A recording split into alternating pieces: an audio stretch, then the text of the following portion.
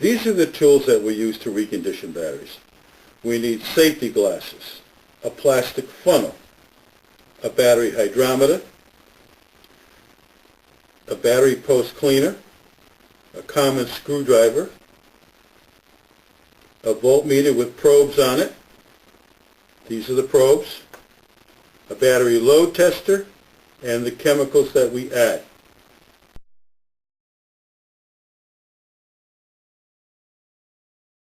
This is how we use a battery post cleaner. You'll notice it has wire brushes up inside it. You place it on the post, turn it several times, remove it, and then go to the next post, push it on, turn it several times, and remove it. That gets rid of the corrosion and dirt off the sides of the post.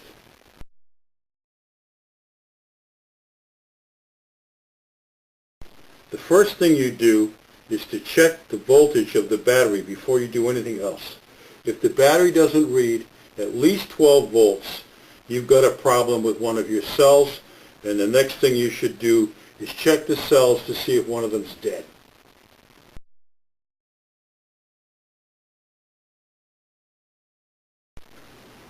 This is how you remove the battery caps. You take a common screwdriver, catch it under the edge, pry up, go to the other side if you have to, and put them out of your way.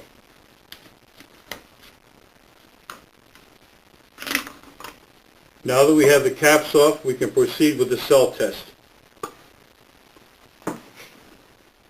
This is how we test the cells. We have these probes that we've made from coat hanger wire. They're expendable. When they get corroded out, you just throw them away and make new ones. You just clip them onto your voltmeter,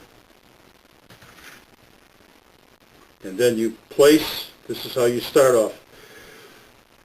You just clip them onto your voltmeter, and then you start with the positive terminal, and you put your cable on it, and you go to the first cell, and you get a reading of 2 volts. Then you go with the positive cable to the first cell and then to the second cell, and you should get a reading of 2 volts. Then you keep going down the battery, positive, negative, positive, negative, positive, negative, positive, negative. You must get a reading of at least 2 volts for each cell, or you've got a weak or a bad cell.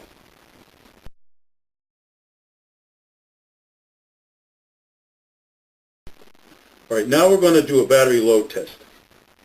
And it's important how you hook this up to the battery. You always take and hook up the positive lead first and the negative lead last.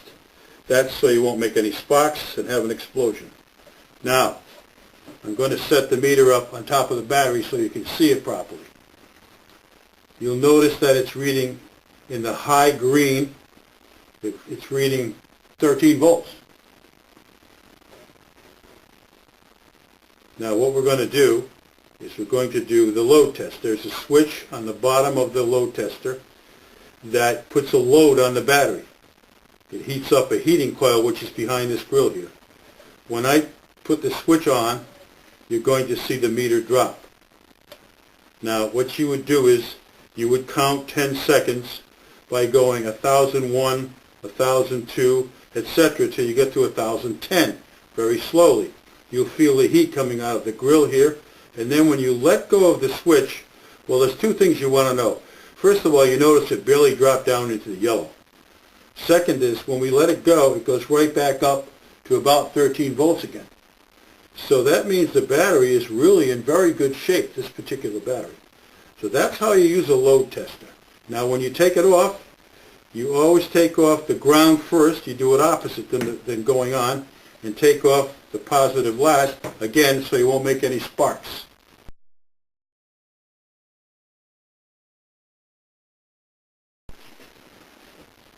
Now we're going to explain the battery hydrometer to you.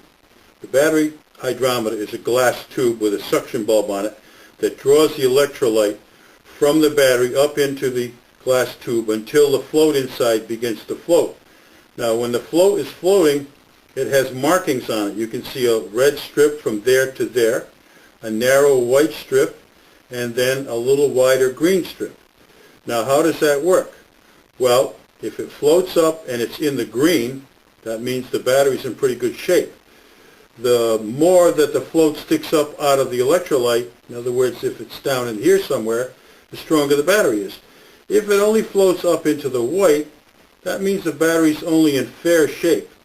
And if it goes up into the red, then it really needs a charge. So what we're going to do now is we're going to do a couple of sample tests just so that you can see how this works. This is the actual test.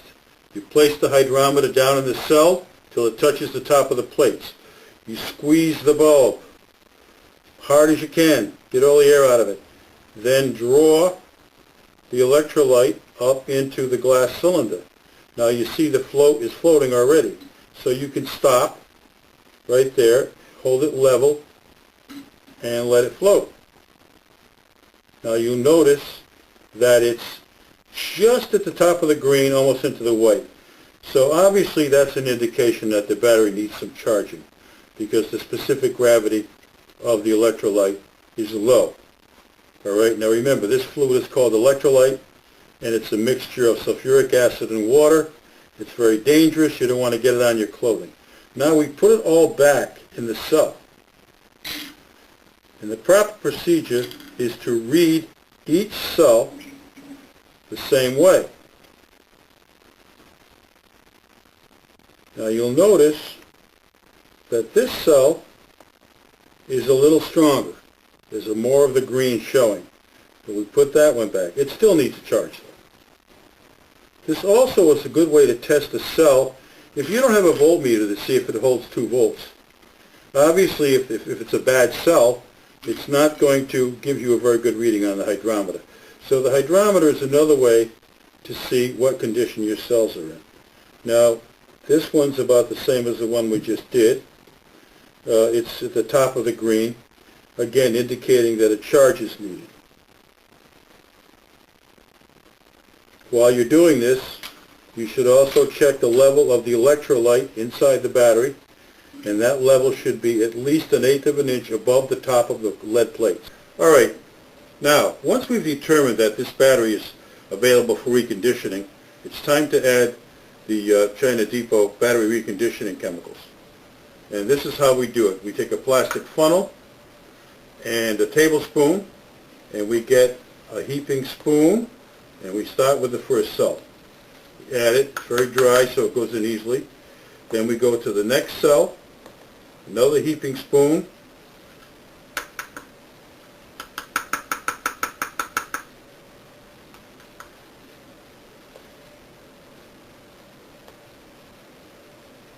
and then to the third cell, right on down till we've done all the cells in the battery.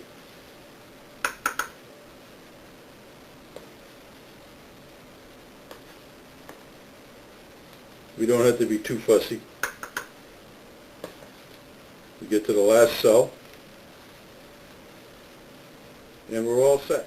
Okay, now that we've added all the chemicals, we're ready to put this battery on the charger, and it'll be on for about 24 hours, and then we should have another perfectly reconditioned battery.